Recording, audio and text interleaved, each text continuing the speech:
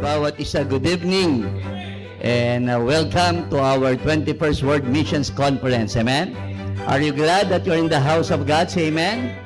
Pag tayo ay nag-aalala, pag tayo natatakot that there will be a crisis in the missions, there will be a missions crisis. Mga kapatid, let's claim what the Bible has to say. Be careful for nothing, because missions is where Christ is.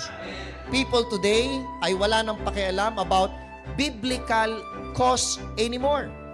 Indeed, we are in a moral decay and decline na even Baptist churches today ay wala ng right cause at wala ng right values. Now, let me tell you this, when it comes to our Christian values, the Bible is the source of our values because this is the unchanging truth of God's Word. Kaya kahit na ang mundo, kahit anong pasikati nila dyan, we should not be conformed to this world, but be ye transformed by the renewing of your mind, proving what is the good and acceptable and perfect will of God.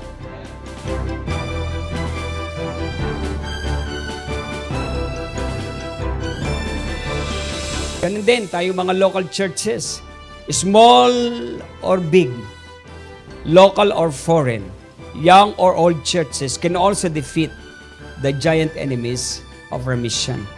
And that mission is to bring and win as many souls as possible. And one of the greatest promise of God is His presence. Okay? I thank God for God's blessing. Pero alam nyo, huwag nyong Diyosin yung blessing. Ang Diyosin nyo yung presence of God. Kasi kahit mawala lahat ng blessing na meron sa'yo ngayon, kung kasama mo ang Diyos, hindi ka nawawalan. Kailangan natin ng recognition ng Word of God. And the church is where we build it. The Word of God is the cementing power. According to the book of Acts, it is the Word of His grace which is able to build us up. Kaya pag nasira ang pundasyon, kaya ang sisirain niya mga local church kasi itong nagsusupport sa mga missionaries O pag wala ang ang church hindi matibay, ano mangyayari sa mga missionaries? Hindi ma-further yung cross and cause of Christ. For 21 years, naging tapat po ang Diyos sa Metro Light Gospel Baptist Church. Nagsusupport po ang church na ito sa mga missionaries. Amen? I don't know kung naka-visit na po ba lahat, but by faith and by the grace of God, ang church pong ito ay nagsusuporta sa mission because of the extreme cause of missions. Metro Light Gospel Baptist Church. Kayo ay simbahan ng mga mananampalataya.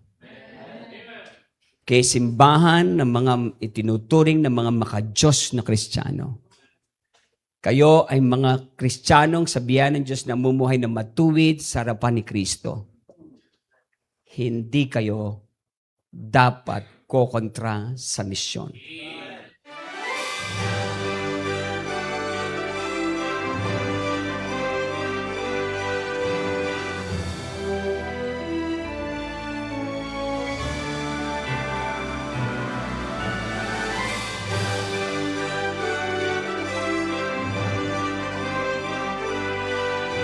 And one of the greatest promise of God is His presence. Okay? I thank God for God's blessing. Pero alam nyo, huwag nyong Diyosin yung blessing. Ang Diyosin nyo yung presence of God. Kasi kahit mawala lahat ng blessing na meron sa'yo ngayon, kung kasama mo ang Diyos, hindi ka nawawalan.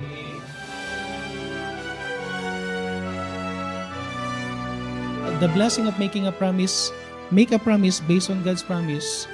At makikita nyo yung promise na yan, even you made the promise out of a place of need or during the time of need.